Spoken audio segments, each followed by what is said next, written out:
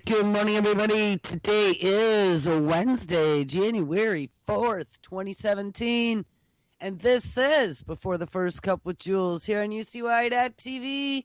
Happy Wednesday, everyone. It is a chilly 33 degrees and raining here in upstate New York.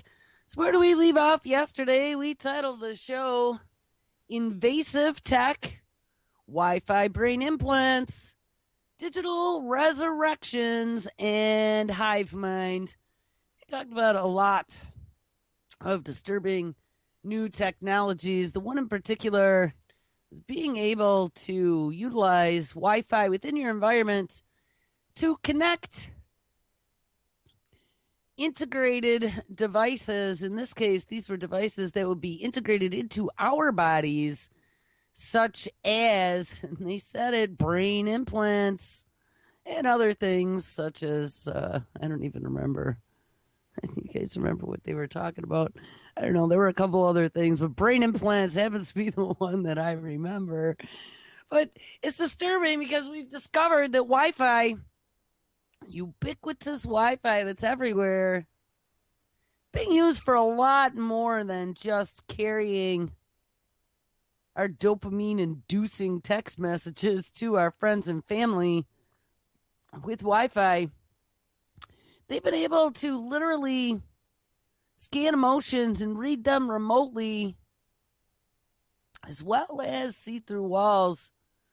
That was that MIT technology. And let's take a look at that for a minute, just because I mentioned it a bunch of times, but I don't know if I ever actually covered the story. MIT researchers, this is October 28th, 2015. MIT researchers use Wi-Fi to recognize people through walls, and it can also distinguish you from other people. So you're in a room, you got 8 people in there, and they can just, oh, there's Joel over there. Make sure we aim a little bit to the left. Researchers at MIT's Computer Science and Artificial Intelligence Lab have developed software that uses variations in Wi-Fi signals to recognize human silhouettes through walls. The researchers built a device called RF Capture that transmits wireless signals and then analyzes the reflections of those signals to piece together a human form, according to the study. The technology is an extension of something MIT began working on a few years ago. Back in 2013, they used a similar radio frequency technology to detect motion on the other side of a wall or an obstruction. Gizmodo reports that RF capture is sophisticated enough to determine subtle differences in body shapes and with a 90% accuracy, distinguishing between 15 different people through a wall. And it can even determine a person's breathing pattern and heart rate. Now we've discovered, and your emotions. Here's how it works. RF capture is placed in a room, and the person walks in a neighboring room on the other side of the wall. The device emits a wireless signal, which is 802.11 Wi-Fi. It doesn't give a frequency, but I would assume it's probably 2.4 gigahertz or maybe 5.8. Those are probably the two most common. The device emits wireless signal, which travels through the wall and reflects off of different parts of the human body as it moves. As various parts of the body are reflected in the wireless signal, the RF capture takes snapshots and then, using an algorithm to identify body parts. We even have body part algorithms now. When the researchers focused the device on specific movement patterns, they were able to trace a person's handwriting as they wrote in thin air. There's no real-world application yet, says the MIT researcher, but there are many possibilities According to Gizmodo, RF capture could be used to track the movements of an elderly person living alone. And again, it is for Nana. We are going to save Nana by seeing through your walls. We will also be able to determine if Nana had fallen down. This technology could also potentially be used in smart homes. If certain gestures are detected by the device that are used to control appliances, it could see you. And the researchers expect the technology to get way more accurate over time. So don't you worry about it. This seems like an excellent way to spy on someone. Well, you're not wrong. you know, I don't know. If we learn one thing on this show, like all this technology is being used to spy on us. And I know, call me crackety, tinfoil hat wearing Jewel, but hate to tell you, 20 years, 25 years, I've been jumping up and down, playing Chicken Little, calling attention to all the possibles that can be done with technology. Nobody listened except for maybe my dad. He's the only one that would ever listen to me, but sometimes he'd waffle. Joel, you're just being paranoid. And then he'd sometimes be like, Joel, oh my goodness. But I'm telling you, it's all for spying purposes. Any of these technologies that they are working on now always has some sort of dual use, whether it be to get inside of you or get into your house. And then watch what's going on. It's all about surveillance to be able to put information into a dashboard, all in the name of keeping you and Nana and Johnny safe.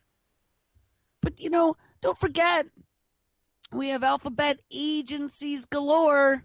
We have Microsoft Cyber Patrol working together with law enforcement all across the globe that are keeping their eyes on all kinds of electronic data. NSA 21 is now the inside and the outside spy agency, all brought together under one big happy umbrella to be able to collect and gather information about you and give you a threat score. That's what it's about. So don't think when something new comes out, they're trying to spin it to you as some amazing new wondrous technology like, I don't know, legions of nanobots in your blood.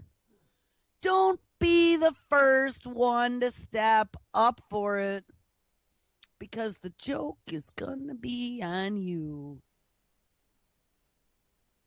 And you won't find out for 20 years later.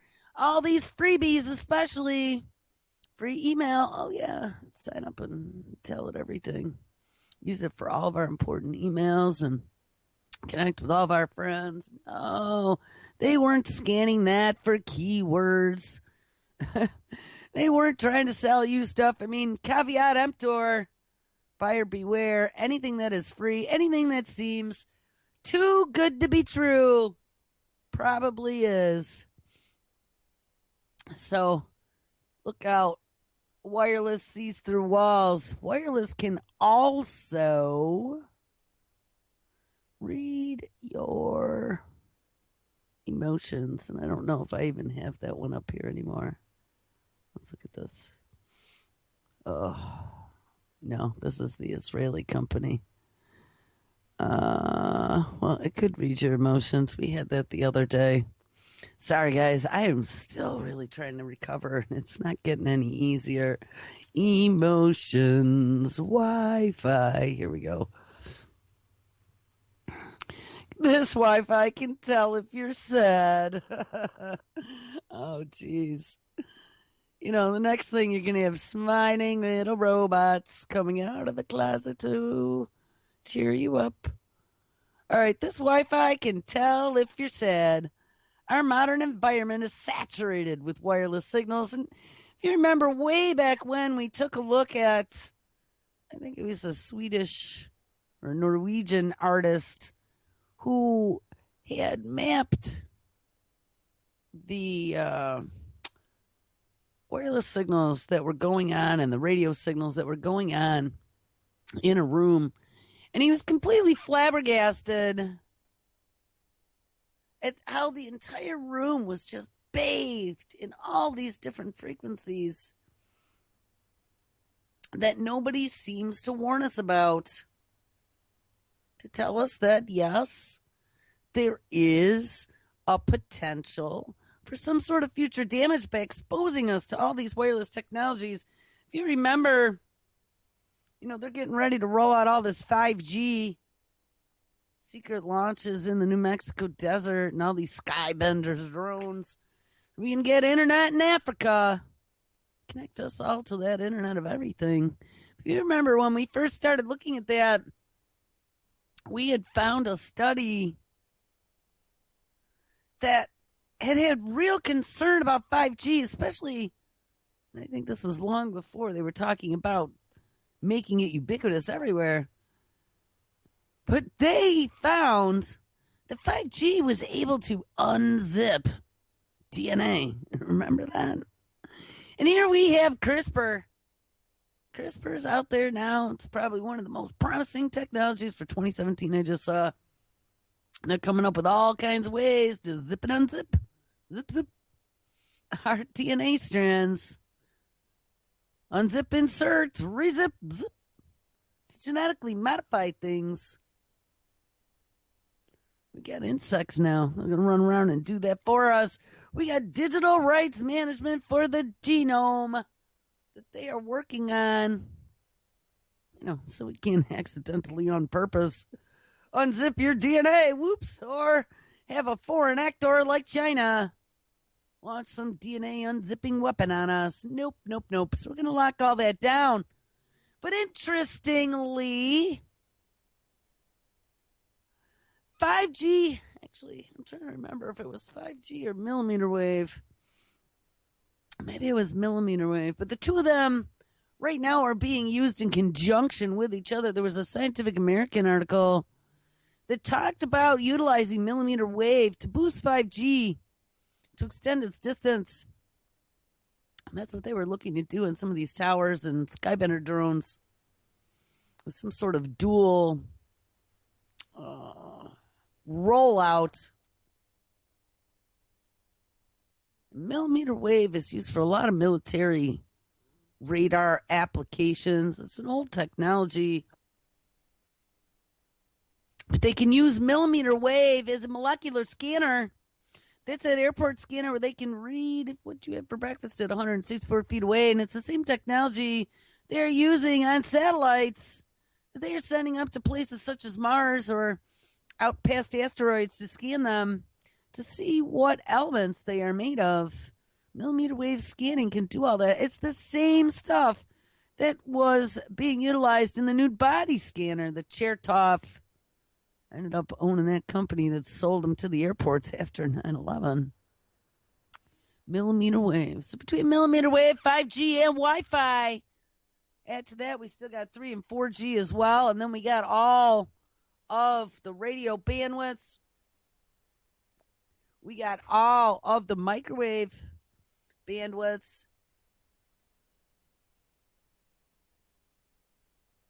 And a lot of the military technologies that they are messing around with. How do you think that is affecting us biologically? So I'm going to tell you, not only on a cellular level is this potentially causing us harm, but we've been focusing on the brain. We've been discovering that the brain is much more complicated than we ever thought. They are finding ways to chemically and electrically manipulate the brain to do all kinds of things. But we have this ubiquitous signaling that is going on above our heads and around our bodies all the time. And I often wonder how that could possibly be affecting my ability to have coherent thought, let's say, my ability to be rational or to not be depressed.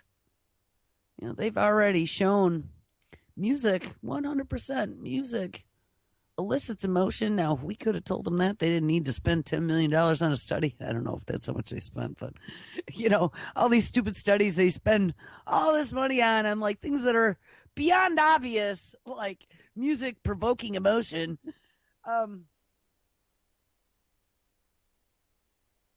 I lost my point.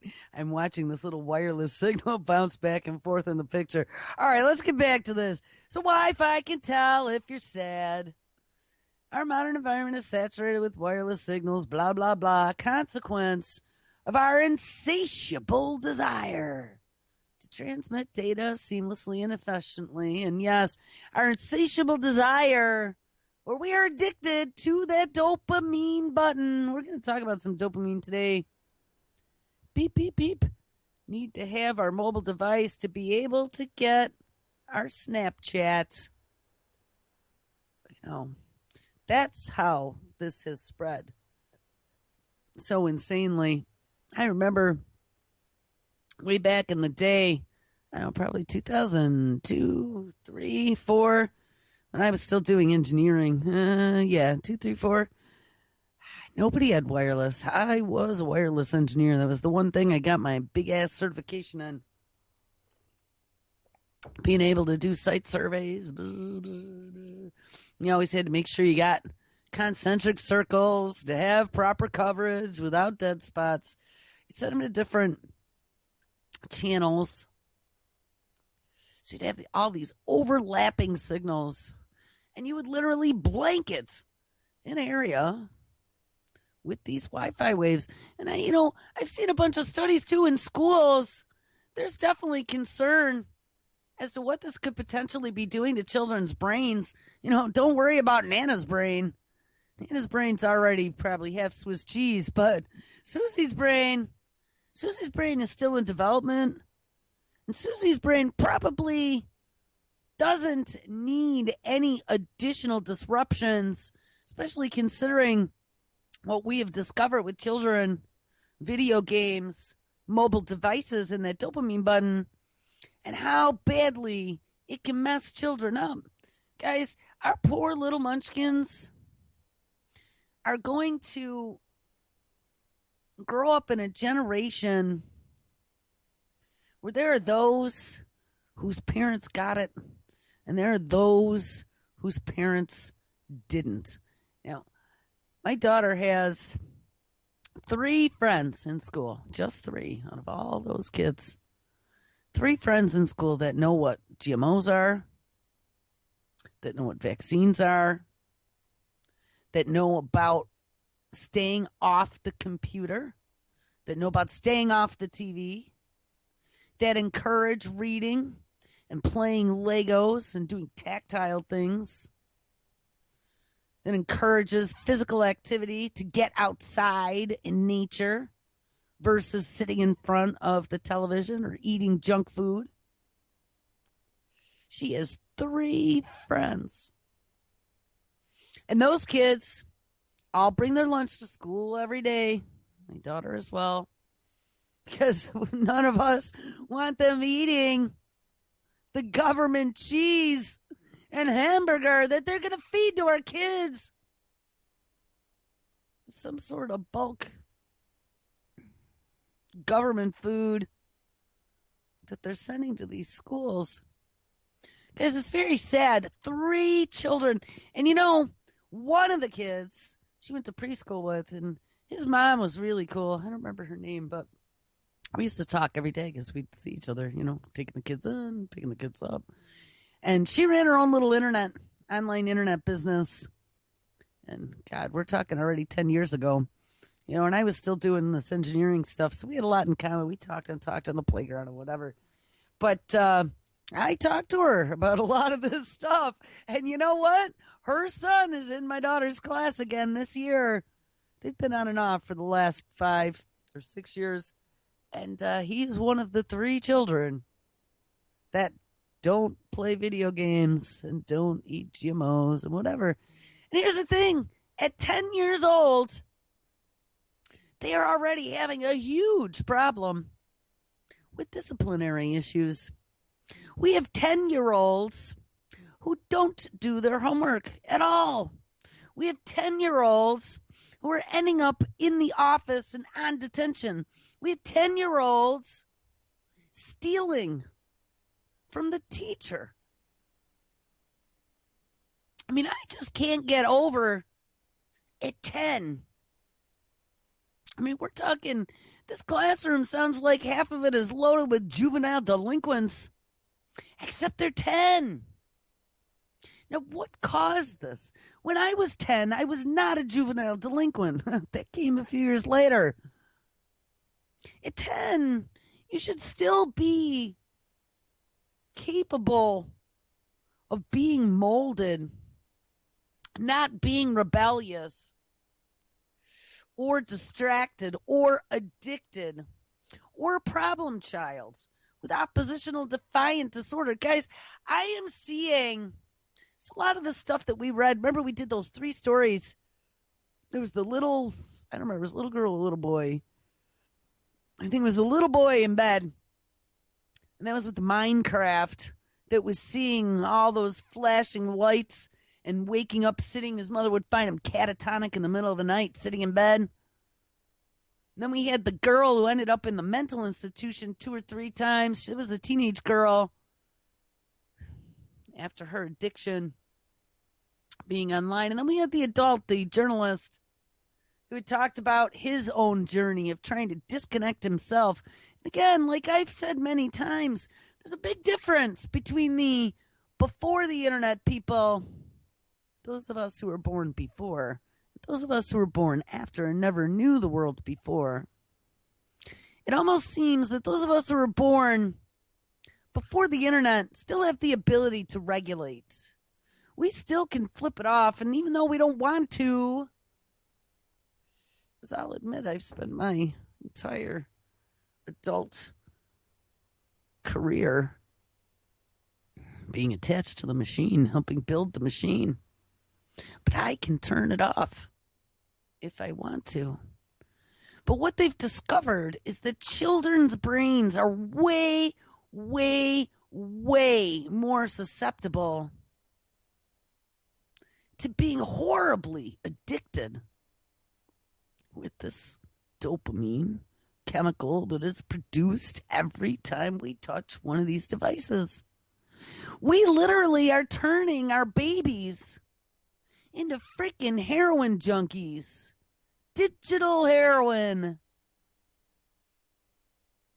And these kids, if anybody's ever known a junkie or been a junkie themselves at one point in their lives, in some low point somewhere, you'll know what I'm talking about. A junkie will do anything to get their next fix.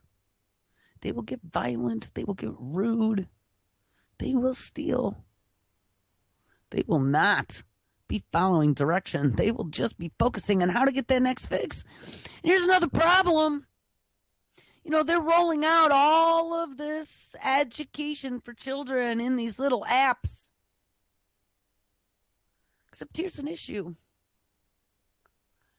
You have applications trying to teach our kids, because, you know, it's going to be so much better to sit them in front of a computer all day and hope that they learn by playing video games. But what is actually happening is that all these flashing lights and excitement that's going on the screen in order to teach Johnny is actually more akin to a slot machine, ding, ding, ding, ding, ding, ding, ding, ding, ding, with all the flashing lights. And all that's doing is giving Johnny a bigger dopamine boost. So guess what? With dopamine, that addictive chemical, the chemical of addiction, every time you get a fix, next time you need a bigger fix. So what these applications have actually done is now we have our children sitting in a classroom listening to the teacher, God forbid, not with their nose in front of a computer screen, playing some quote-unquote educational video game, and they are beyond bored.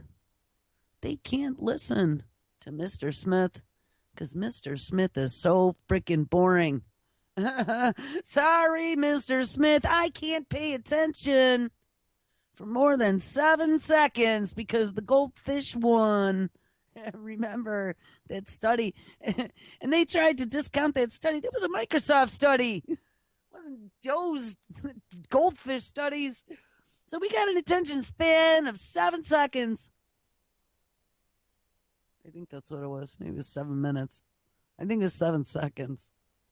So beyond pathetic. So we've created all these mood disorders, discipline disorders, learning disorders for this next whole generation of children that are trying to be convinced that the next step for human evolution is to merge with the machine. And that's what all the experts are saying now. This is the next round of human evolution. I don't know about you, but I'm not going to evolve into some sort of transhumanist, half man, half robot, nanobots in my blood to connect my neocortex 24/7 because I can't live without it to the cloud. No, thank you, Mr. Kurzweil. And that's the truth. All right. Well, I rambled a while here. Let's take a look now. I want to see. Where is it? Wi-Fi sees through walls. Wait, we're going to find the dopamine. So we have covered so many different stories that have talked about dopamine. Just all keeps coming back to that dopamine button. A friend and I were talking the one night. Had a lot of things to talk about. And we're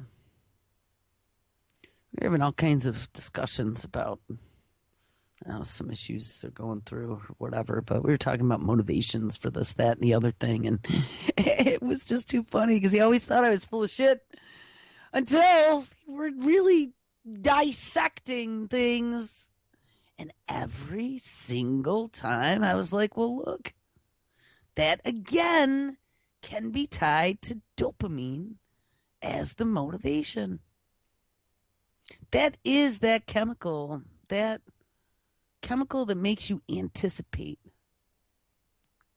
That chemical that is the dangling carrot to make you chase it off a cliff. And you won't be paying attention.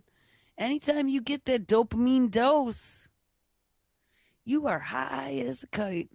And we should find out what happened to those dopamine headphones they were going to release. Because that was exactly what it said. These brand new dopamine headphones, and they use electrical zippity zaps right on the vagus nerve that can be accessed right next to your ear. That story says these are the new dopamine headphones, and they will help you get high as a kite. I mean, how good could that possibly be? They've found already with fMRIs about how the brain of a psychopath, and I'm not talking like traditional what you think of as a psychopath. I'm talking about psychopathy disorder that we have dug deep into. Some of the stuff that Dr. Simon really tipped me off to on how psychopathy is so prevalent in our society. And we really started to take a look at how that happens. And through our research here on the show, it almost looks like it's a dopamine button that did it. In psychopaths, fMRI scans, they were able to determine that area of the brain that produces dopamine tends to be much larger in psychopaths. It being much larger means that the psychopath needs to produce much more dopamine to be satisfied. Because it's the addiction chemical, they're going to need more and more and more every single day to get that thrill back. They have to keep upping the ante. Find some new crazy thrill to get them off. Well, the scary part of what they found while doing fMRIs on psychopaths' brains is that they very, very much look like children and children's fMRI scans that have video game addictions. Ding. Video game, as you're manipulating that joystick, go for the carrot, Johnny, that little bitty piece of cheese. And when Johnny gets the cheese, Johnny makes it to the next level. Ding! He gets his dopamine dose and he goes on to level number 2.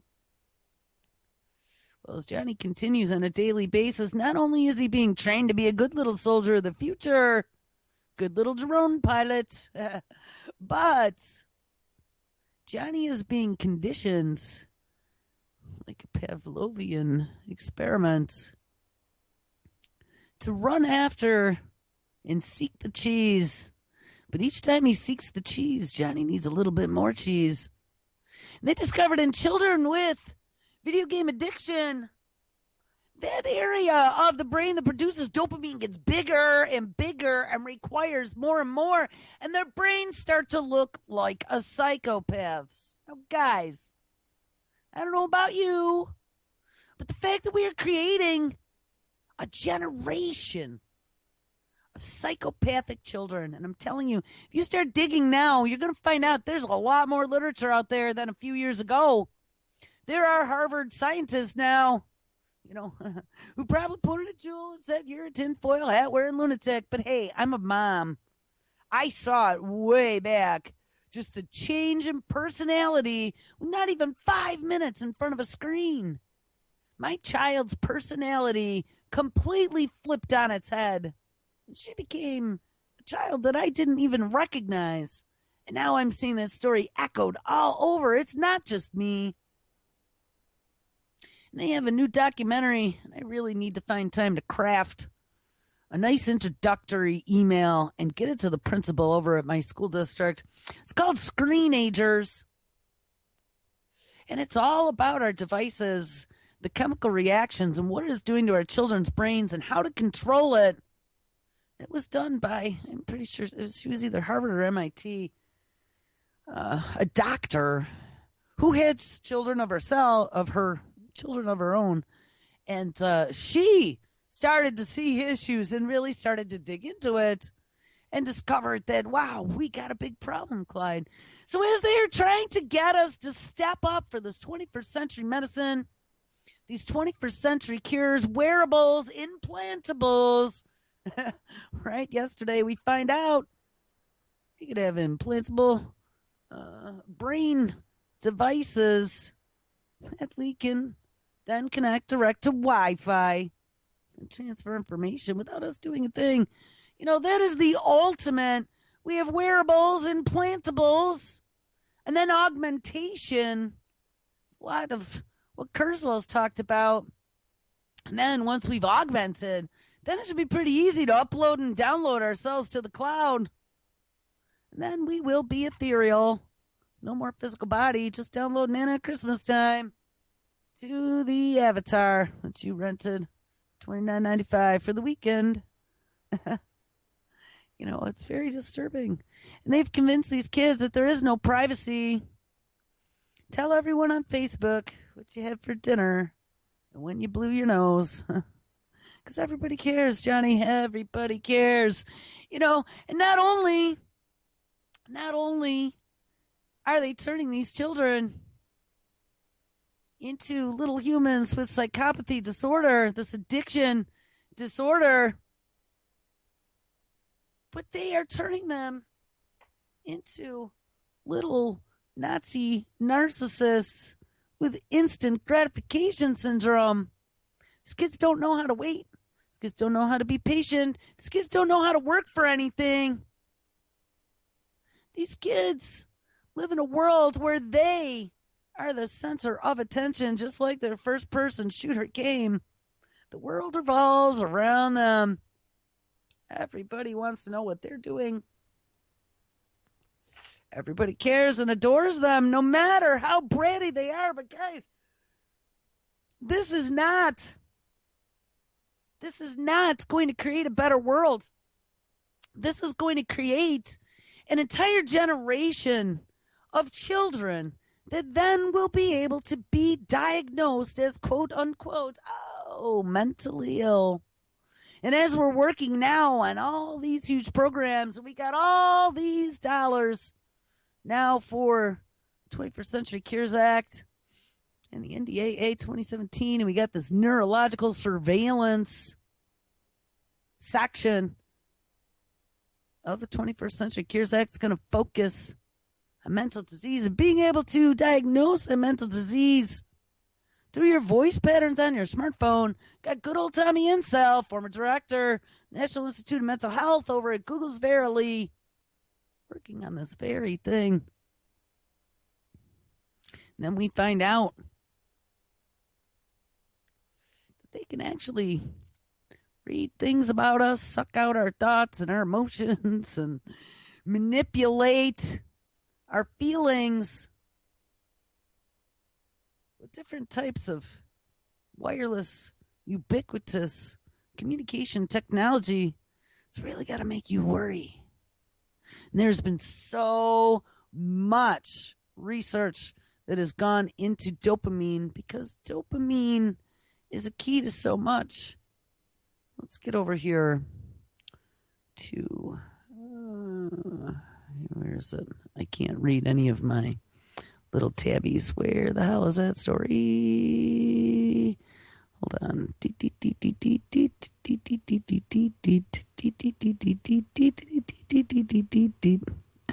I don't know what game that was. Oh, come on. I just had it open. Maybe I moved it. So I would. Yeah, I did. I moved it. All right. So this is at a Scientific American. Oh, and you know what? Hey, I wanted to mention something to you guys. Talking about censorship. You know, they've been cracking down on Google AdWords. Or AdSense, I mean. And not allowing people to earn any income whatsoever on a website that has information that maybe Google doesn't agree with. They're even doing the same on YouTube. It doesn't even have to do with the title. I guess they must be scanning for keywords as well, because I've played some experiments where I don't necessarily title a show. I will just leave the title of the show itself, but not put content in the title. And problem I've run into is that I think we're going to be screwed, guys. This is going to piss me off. Problem we've run into is I think that they are scanning the audio, finding keywords, and blocking any type of monetization, which of course then discourages people from doing things along those content lines if they're not going to be able to even make 5 cents on it. But another thing that I'm finding that is quite restrictive of information is the fact that many of these publications now, and I mean literally this is probably the 5th one in the last 2 days, seems to have now put up a paywall. So Scientific American, one of my favorite magazines of all time, and yes, I subscribed to it for many years, but it's been very helpful in a lot of these things that we've been digging up. But they all now are pay. They're giving me 2 sentences, and I need to pay 6. How much was it? To access this article, I need to pay $6.99 a month. Or I can get the digital issue and a subscription for $20 a month. Now, what am I going to do if every single one of my scientific journals starts putting up a paywall? Think about how that's going to restrict our ability to get knowledge. This free internet is no longer going to be free. And, you know, that was a plan a long time ago. Let's see if we could do this. This was my dopamine story. This is very upsetting because I can get just 1 paragraph. And then I better get out that credit card and pay $6.99 for 30 days. 30-day access. Who's going to be able to afford that shit? Let me see if I can. I have a little tricky. I've done this a couple times. There's a thing called cached. Nope. Even in the cached version of this, it is under a paywall. Well, let's see if maybe someone copied and pasted it to another page. Nope. It looks like they just keep linking back to the original story. Wow, how sucky is that? This is going to make 2017 very difficult to do research. I'm going to tell you that right now, especially when I'm tired. Usually, a lot of time, I'm doing this stuff late at night. Digging, reading, digging, reading. And if I run into obstacles, I have a tendency to just skip it and go to something else so I don't get frustrated. But, wow, this sucks. So I guess we're not going to be able to read about dopamine. But I mean, we've talked enough about it. We've studied enough about it. Dopamine is that addiction chemical. It is the chemical of desire. And that's what this whole article was talking about. And it was all kinds of different desire, the addictions to gambling. You know, Parkinson's patients, we've talked about this before as well.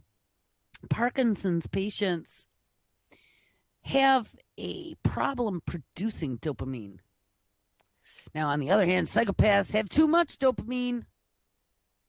But Parkinson's patients have problem producing dopamine. And so one of the treatments for Parkinson's patients is to give them dopamine, whether it be in some sort of medication or some sort of activity that produces dopamine. And a lot of times when someone is getting treated for Parkinson's disease, they end up with some horrible addiction, a lot of times to gambling. Gambling, sex, heroin, cocaine, cigarettes, alcohol, all cause the dopamine rush. It's all the same part of the brain. Well, here, let's take a look at this one. Here's an interesting story out of Vanderbilt University. Dopamine impacts your willingness to work. So for all those school kids who won't do their homework or listen to Mr. Smith, and all of those future workers who are going to be losing their jobs to the robots who are going to take them all. Don't worry about it. We'll get universal basic income. Everyone will be happy. They'll pay us to do nothing.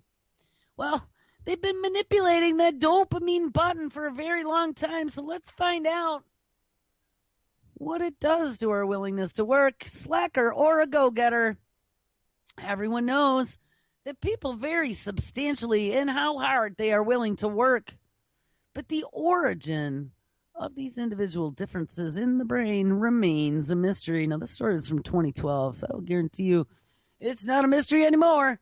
Now the veil has been pushed back by a new brain imaging study that has found an individual's willingness to work hard to earn money is strongly influenced by the chemistry in 3 specific areas of the brain. Guys, hey, look, they prove scientifically that all my yarns that I've spun about that dangling carrots, that Pied Piper, have all been right on the money. Blame it all on Edward Bernays. In addition to shedding new light on how the brain works, the research could have important implications for the treatment of attention deficit disorder, depression, schizophrenia, and other forms of mental illness characterized by decreased motivation. Guys, it's all about cracking the secrets of the brain, being able to control and manipulate how we feel, what we do. This is the ultimate control. And then be able to surveil it. Ding! 21st Century Cures Act, a whole section on surveilling neurological disorders.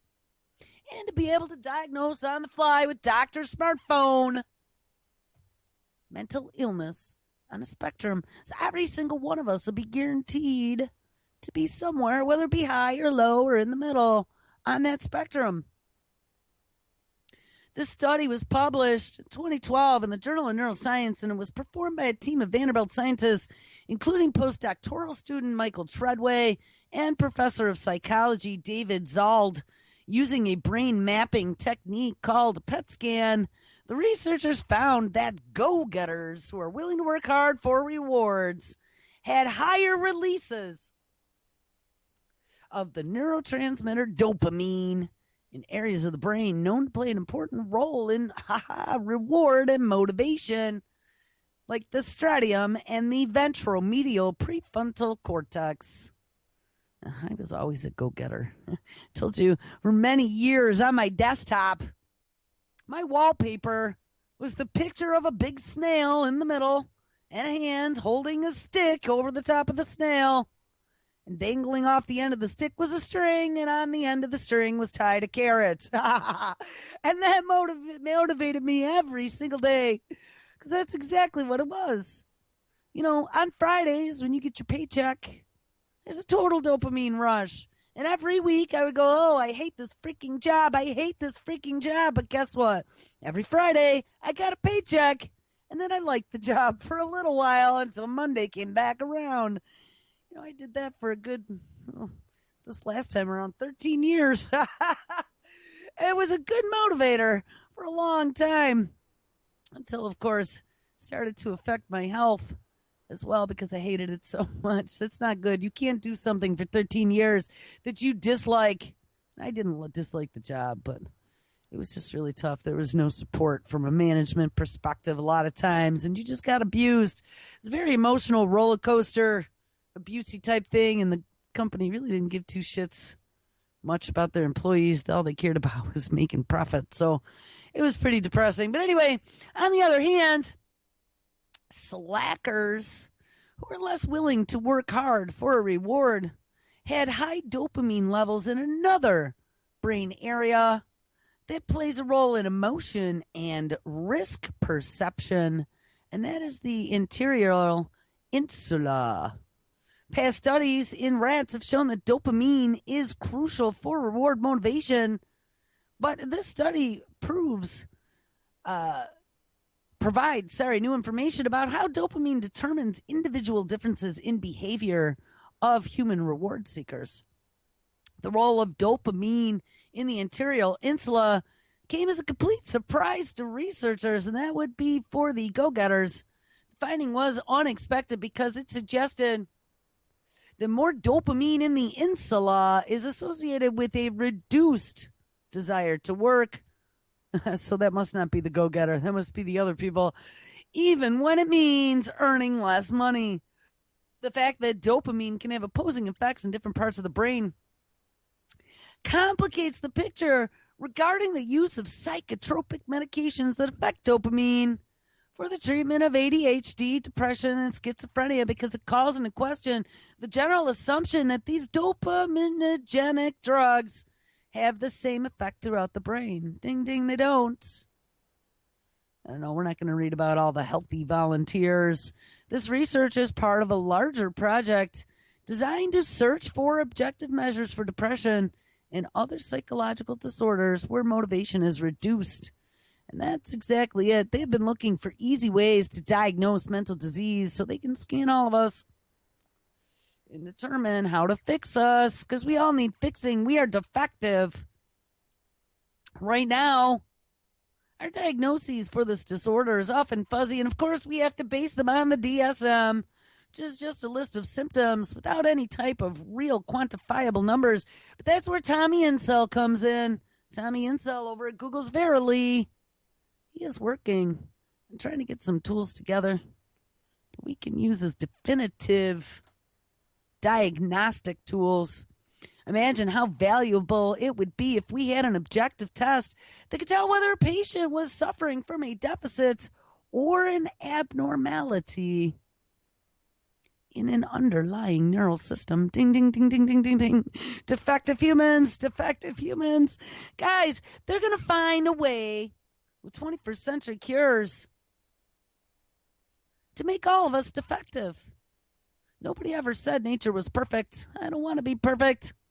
There's a story, if we ever get here, and I'm really going to try because, I mean, these tabs have been up for weeks on end. But there's a story here that talks all about the singularity. And I think one of the stories is from the New York Times from like 2002 or 2008. Larry Page and Kurzweil and all those clowns giving an interview about what it means and how we're going to merge and what the future holds. We need to look at that again because that whole wet dream is coming to fruition now. And we are being groomed without most of us even noticing that all of this great technology that we get so excited about every Christmas, all the new bells and whistles, all the new cool little gadgets that do all kinds of cool things like count how many steps I'm taking. Nana, look at, I'm healthy now. I took 1,000 steps today instead of sitting in front of the TV. All these new devices and gadgets are bringing us closer and closer to becoming Tron. We talked about that yesterday. You were going to get sucked right into the machine before you knew it. And this 21st Century Cures Act, being able to monitor, bag, and tag all of our bio readings, put them in a dashboard, all to keep you healthy and safe, help you live forever. It's going to be our downfall. It's going to be the creation of Human 2.0 and all these children that never knew the time before. Computers and the internet and 24/7 ubiquitous connectivity are going to be the ones that are most apt to step right up. They will not be the resistant consumers that people like you and I are, who are looking at this technology with skepticism going, hold on, Clyde, back up the truck. I do not want legions of nanobots in my blood. Well, unless, of course, it's to cure cancer, which is how they're selling it right now. But don't worry about it because soon it'll be legions of nanobots to do other things. And we only need a few legions of nanobot test cases to be able to write a case study on. Big glossy pictures that we can then roll out, do a marketing push, and show everyone how amazing this technology is, how we cured Nana and Johnny, to get everyone else to step right up. And once you've stepped right up to get these programmed biological, synthetic, whatever the hell they are, little DNA computers inside your body, they'll be able to do things to us from the inside. And I'm not saying we don't even, I don't know. They've been doing this research for a long time, and a lot of this stuff is spun out of mad science divisions. Groups working with DARPA, all in the name, of course, of national security. PTSD was why they started researching dopamine in the service and how to manipulate and control those chemicals for super soldiers who don't get scared. But now they are turning it on us. And a large majority of Americans now have mental disease. There was a story that just came out about that as well. Anyway, let's look at this. The researchers' design is a part of a larger project to search for objective measures for depression and other psychological disorders where motivation is reduced. We found out now we have neurological surveillance. We'll be able to tell 24/7 what kind of brain chemicals you have flowing and how we can help you. Imagine how valuable it would be if we had an objective test that could tell whether a patient was suffering from a deficit or abnormality in an underlying neural system. Maybe we could go and fix you. With objective measures, we could treat on the underlying symptoms of the condition. And further research is needed to examine whether similar individual differences in dopamine levels help explain the altered motivation seen in forms of mental illness. Additional research is, so if you're lazy, guess what? You're going to be diagnosed as mentally ill. That's what it sounds like to me. Additional research is underway to examine how medications specifically impact these motivational systems. And let's see if I can make it to... We know we can read each other's thoughts. We know we can... Here we go. Send information back and forth with skull caps now and play video games with our mind. Again, thank DARPA for that one. Oh, and guess what? This is another article from Scientific American. Oh, this one is not locked behind a paywall. Is mental health declining in the U.S.? Well, guess what? Despite more people taking medications, progress against mental illness seems to have stalled. Well, don't worry. Put on a seatbelt, people, because 21st Century Cures Act, the mental health portion of that bill, all kinds of bazillions of dollars gone into research of good old Tommy Insel at Google, as well as GlaxoSmithKline and Google, are working not only on diagnoses, but treatments. Diagnoses through your cell phone and treatment with zippity zaps to try to cure you. The 1990s and 2000s were glorious decades to be a psychiatrist. Every year they had something new. Yes, chalk it up to big pharma. But today the shine is dimmed and the mental health of the nation may have declined in the past 20 years. But I'm going to tell you, we just had the 20th anniversary of the internet. I wonder if there's a correlation. This trend is what Tommy Insel, they even mention him, former director of the National Institute of Mental Health, calls one of the inconvenient truths of mental illness. So good old Tommy Insel is going to change that.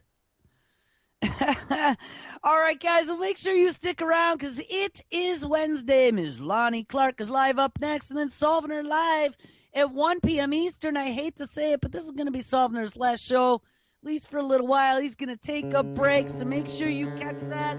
Live radio tonight, Josh at 6, the boys from New York at 8, and Anti-Media Radio at 11. All right, guys, I will catch up with you tomorrow. Have a good Wednesday.